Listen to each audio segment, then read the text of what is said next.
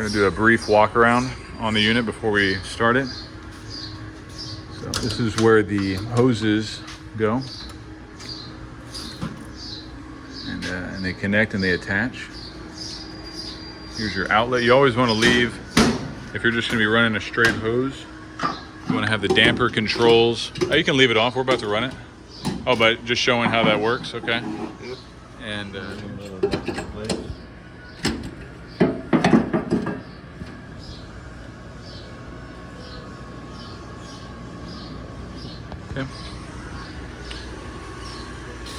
So when you're operating it, you want to be shooting for this green zone on the discharge, and this can be modified by adjusting the damper controls.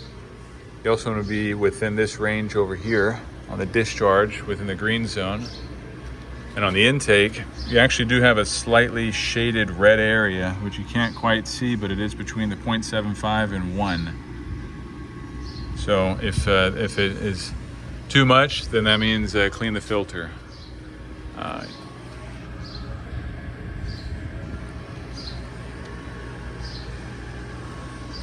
Here are the instructions. Make sure you guys follow it to a T. It's important to follow it this way. There's also different things to keep in mind in italic. You know, you want to make sure that all the doors are open, and they'll be indicated with these green lights over here. The doors have to be open before you operate it. That's imperative. That's your gen switch. Yep, and here's your selector switch. Right now we're going between off and gen. We don't have line set up. Never want to run it with the with the damper valves open. There has to be back pressure. So that's what we were talking about earlier.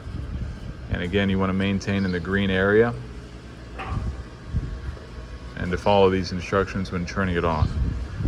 Okay, so here is your secondary condenser. These are 15-ton compressors, rather, not condenser, but a compressor.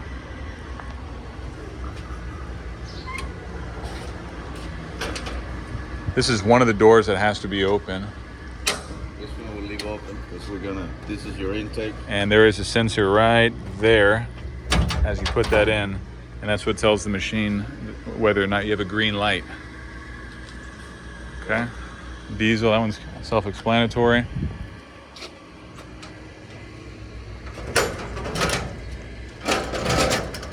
Compartment doesn't need to be open, but yeah, so this does not need to be open when you're operating the unit, but if you need to get to it, here it is.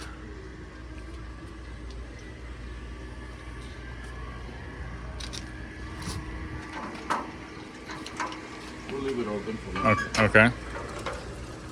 Now all of these doors must be open.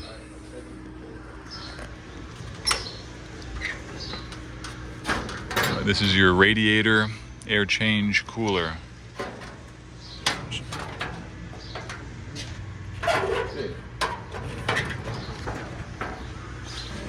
Hey Jose, can you give me a hand opening these doors, please? Rear condenser door.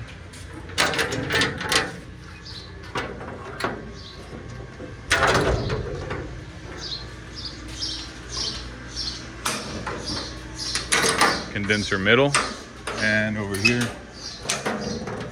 front condenser door. All right, well, I think we're good. Also, with the toe tongue, you don't want to exceed really more than probably about 60 degrees on the toe. If you try to do a pull at 90 degrees, you will snap. It'll break. You will snap it. So you don't want to do that. And we know that because we've done it before on another unit. Okay.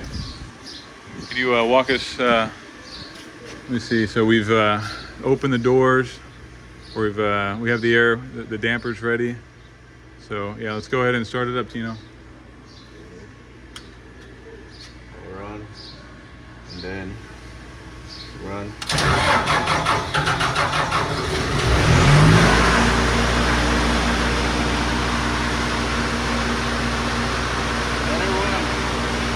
Let it run for a little bit.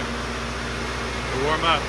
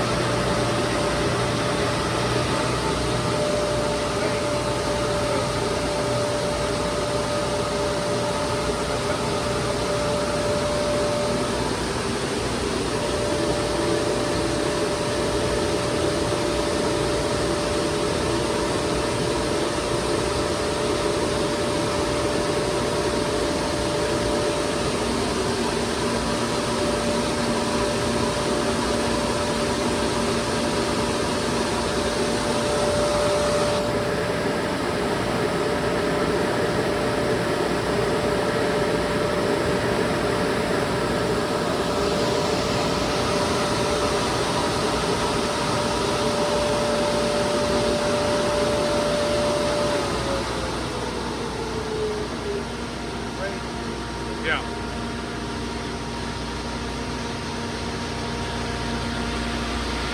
Over here,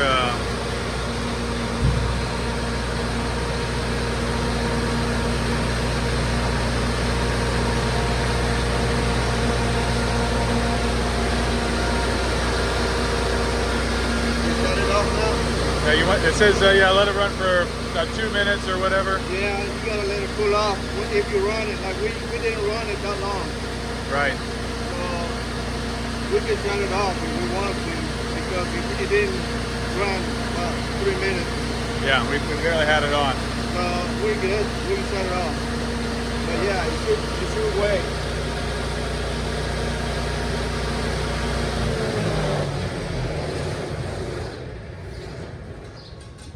All right, and then the last step, switch to off. Jen said switch to off. Set power source switch to off. And that's it. These lights will. Make sure you power all the way down, because you're gonna hit run and then power stays on. You gotta go all the way down and it'll time out before you can crank it again. Yeah, about 15 seconds. That's 20 seconds. Maybe this thing will stay on. And then it'll stop and then you can start it again, but you gotta wait. Yeah. And that's a good sign.